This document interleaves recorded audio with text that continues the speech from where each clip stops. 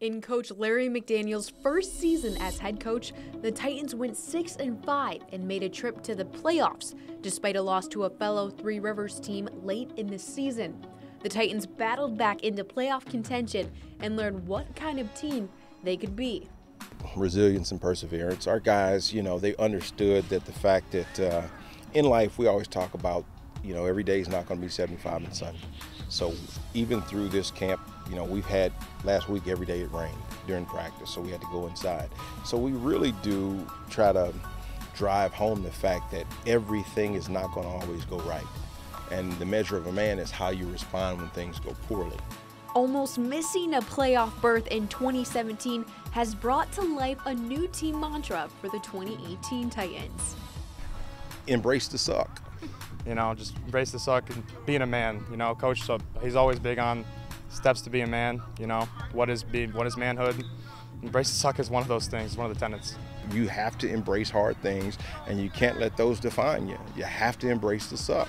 On both sides of the ball, St. John's biggest loss is former four-star outside linebacker and current Ohio State Buckeye, Dallas Gant. As you said, you can't replace them. So what you try to do is the next man up. The great thing about high school sports is that every year there's a new crop of young men that come through. And you just want to accentuate the positives of the guys that you have.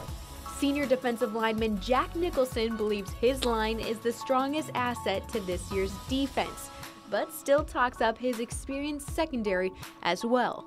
I'm going to give it out to the secondary. We're turning all four guys.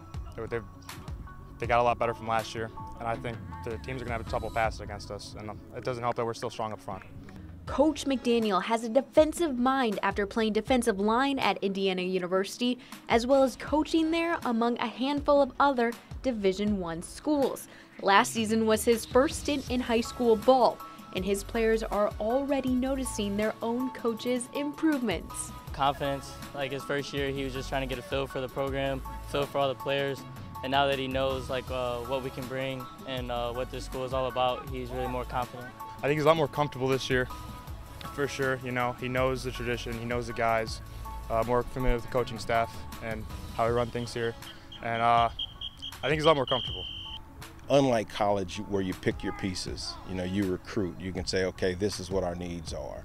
A guy's going to graduate, so you go out and all your focus is going to get a replacement for that guy. When it comes to high school ball, you get the kids that come to your school. So that's the biggest difference. Just as Coach McDaniel assumed his role as head coach, Braden Lichtenberg took over quarterback duties while only being a freshman. 1 year later, he's adjusting much like his head coach. I would say it's the same thing with Coach Mack. He's just becoming more confident, and with him returning all these receivers and all these confident receivers, it really gives him a lot of confidence to throw it to us and confidence in his arm. He's a lot more comfortable in the pocket. You could tell, he's used to making the reads on the fly. He's always been really good under pressure. When things break down around him, he's good at improvising. But, he's more comfortable, and we're going to let him throw the ball this year. The thing about it is our league is the toughest league in Northwest Ohio. It really is. The track, week in and week out, you're not playing anyone that can't beat you. So last year for him, it was kind of trial by fire. He took his lumps a little bit, and he did a really nice job for a freshman. Obviously, I think that's going to help with his maturation going into this year. After looking at all the pieces St. John's has to work with, where does the strongest aspect of this Titan team lie? That's yet to be seen. It really is. I think we have a lot of guys that have come back that have played a little bit, but that remains to be seen. I think that it depends on who decides they're going to take leadership roles and who's going to take ownership of the team. And then that'll be something that I think we'll find out here over the next couple weeks.